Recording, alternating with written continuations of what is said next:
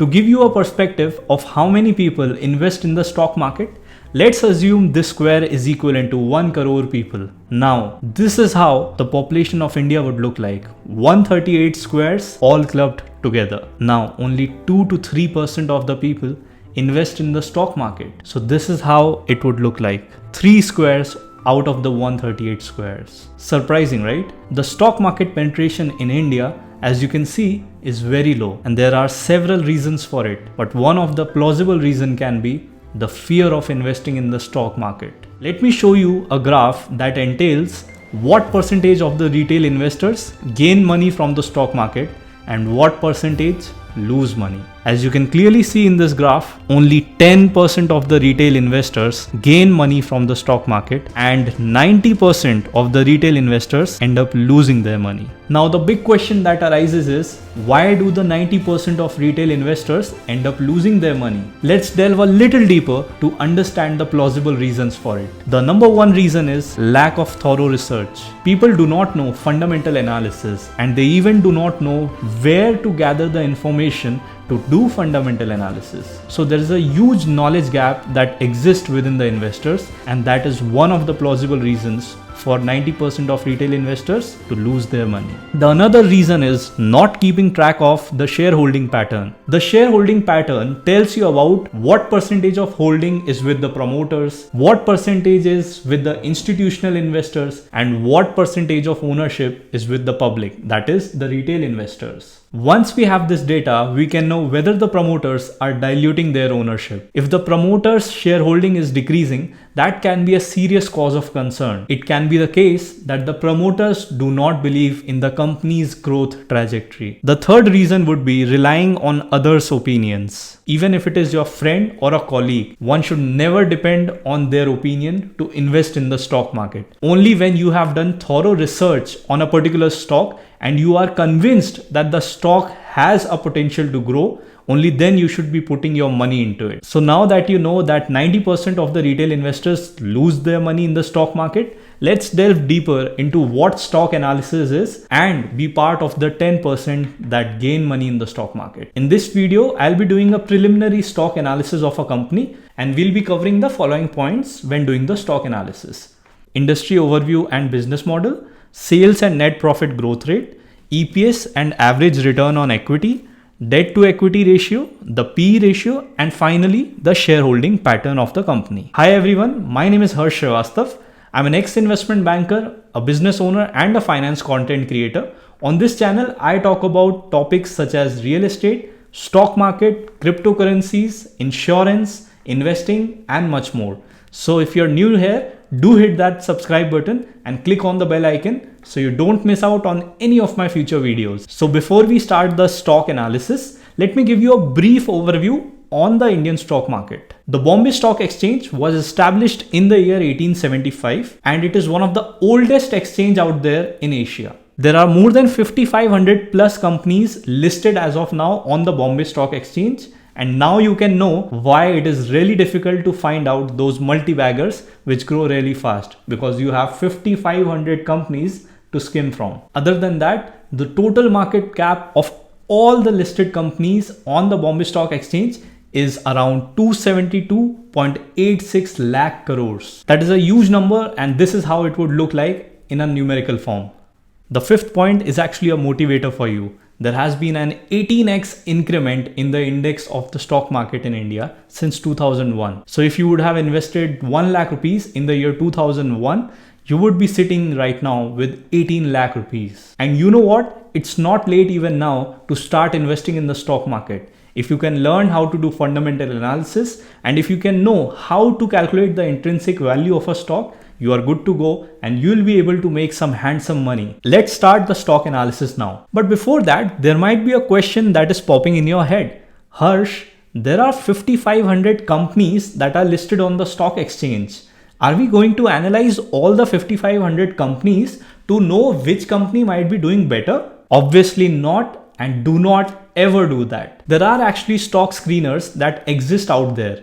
You can use these stock screeners to sort companies out of the 5,500 listed ones. How they work is, you put in certain criterias in those stock screeners and then run the query. Once you run the query, you will get a list of companies in which those companies meet the criteria that you had put in. So you might put a criteria like sales growth has to be more than 10%, the operating margin of the company has to be more than 40%, and the return on equity has to be more than 20%.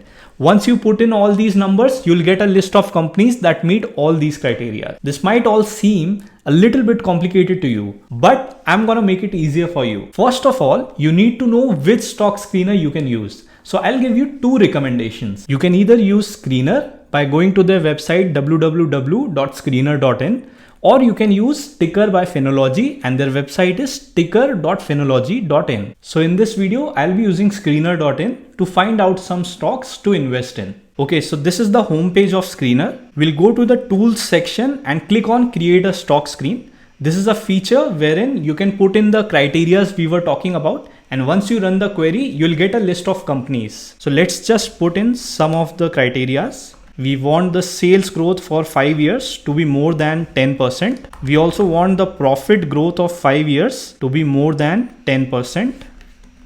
Now we want the average return on equity for 5 years to be greater than 20%. Now we want to invest in large cap companies, and this is the reason I'll be putting in the market cap to be more than 20,000 crores. The reason being, all companies that have a market cap of more than 20,000 crore are large cap companies. So we'll just put in market capitalization is more than 20,000 crores. Now we love companies that have a good amount of operating margin. So we'll put in the operating profit margin to be greater than 30%. So let's run this query.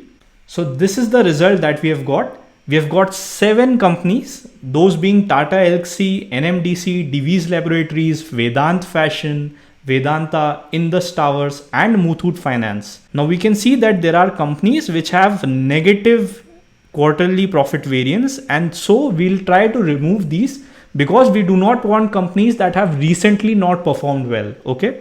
So for this, we'll just add one more query here. We'll do the year on year quarterly profit growth rate. We'll keep it as more than 10%. So now after running the query, we have got 3 companies: Tata Elxsi, Divis Laboratories, and Vedant Fashions. If I were to invest in the stock market, I might choose all these 3 companies to invest in. The reason being, I don't want to put all my money in just one company, even though every company meets the same criteria.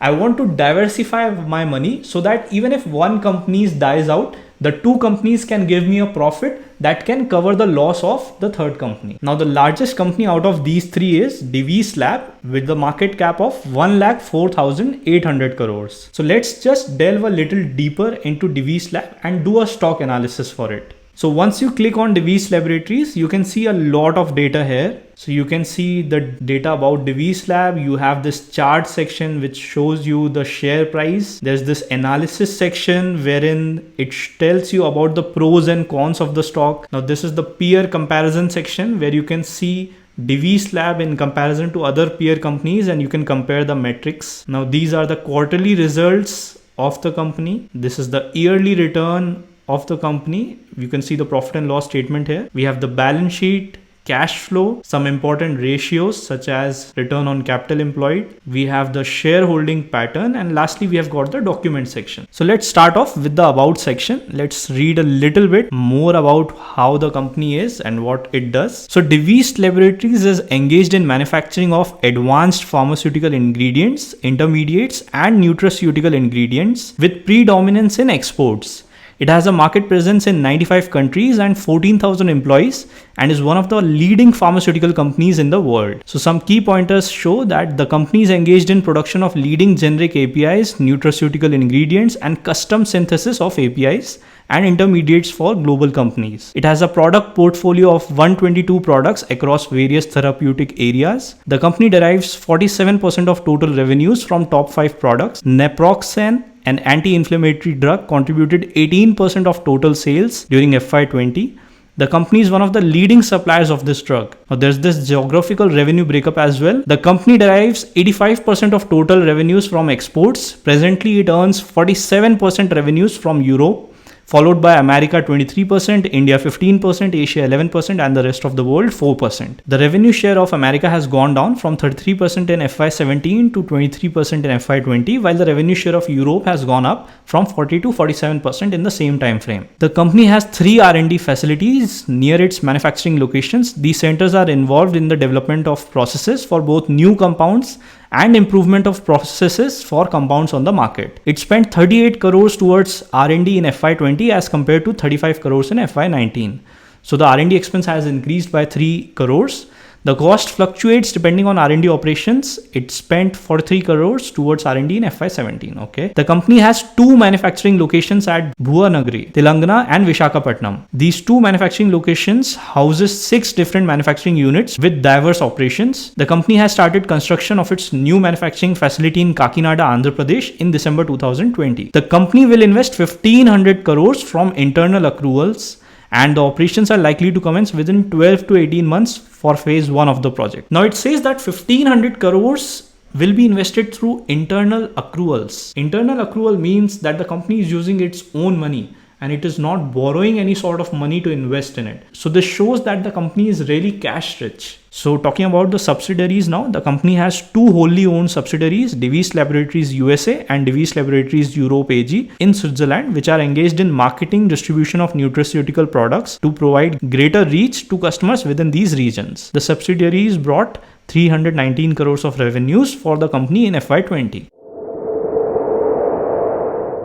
So now that we know Divis Laboratories is a pharmaceutical company, let's get a brief overview on the Indian pharmaceutical industry. So India is actually the 3rd largest provider of generic medicines globally by volume. It also has an advantage of low cost of production and R&D. The reason being the cost of labor is quite low in India. Other than that, the Indian drug and pharmaceutical exports stood at $24.6 billion in the year FY22. This is a huge number, and it clearly shows that a lot of global demand for medicine is being fulfilled by India. There is a huge FDI interest in the Indian pharma industry, meaning that a lot of foreign institutional investors sitting abroad are interested to put in their valuable money in the Indian pharma industry. Lastly, the continuously increasing penetration of the health insurance in India will lead to higher demand for medicine domestically. So it is saying that due to the economic growth that has happened in India, a lot of people have started to take health insurances in India.